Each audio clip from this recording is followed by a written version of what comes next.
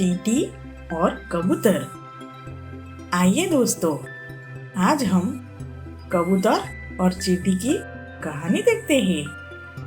एक बड़ा सा जंगल था, उसमें एक नदी बह रही थी।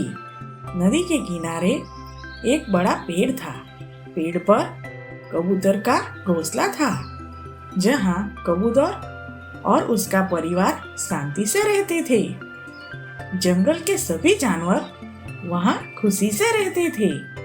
गर्मी की ऋतु खत्म हो चुकी थी और बारिश का मौसम शुरू हो चुका था। सारा जंगल हरे घास से भरा हुआ था, जैसे धरती माँ ने हरी चादर ओढ़ रखी हो।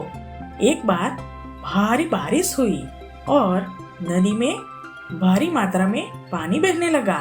भारी बारिश के कारण कबूतर और उसका परिवार अपने घोंसले में बैठे हुए इस अद्भुत दृश्य का आनंद ले रहे थे।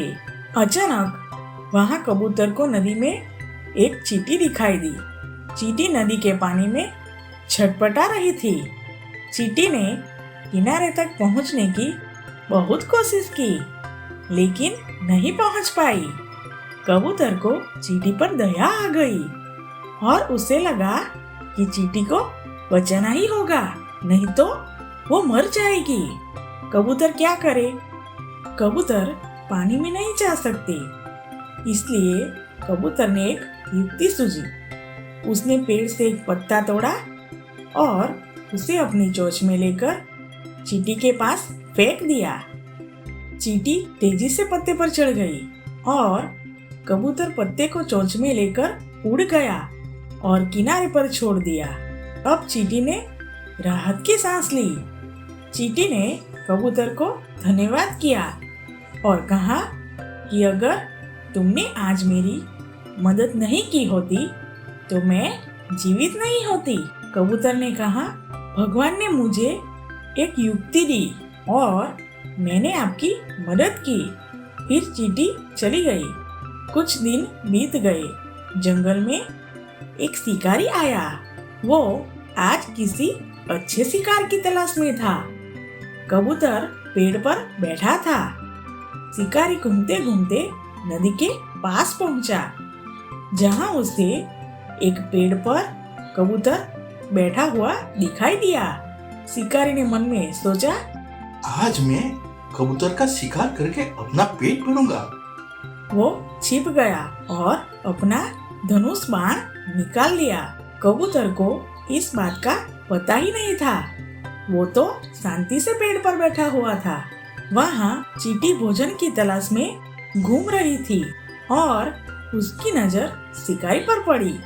शिकारी ने कबूतर पर निशान साधा हुआ था। वो समझ गई, कुछ तो करना ही होगा, नहीं तो शिकारी कबूतर को मार डालेगा। चींटी तुरंत शिकारी के पैर पर कूद पड़ी और शिकारी को जोर से काट लिया।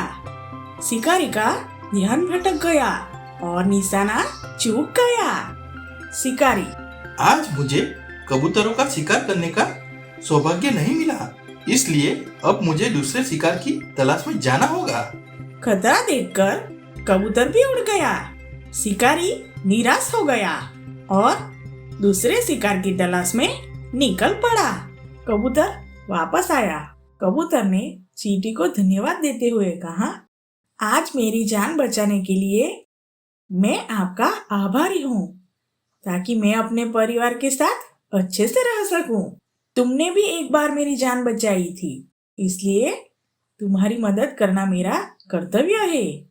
इसीलिए मैंने तुम्हारी जान बचाने की कोशिश की। दोनों अपने घर चले गए और शांति से अपना जीवन व्यतीत करने लगे। और उसके बाद चींटी और कबूतर दोनों पक्के दोस्त बन गए। कहानी का सार, कोई नहीं जानता कि कौन किसकी मदद करेगा और कैसे, इसलिए मुसीबत के समय हमेशा एक दूसरे की मदद करनी चाहिए और मुसीबत के समय किए गए उपकारों को भूलना नहीं चाहिए।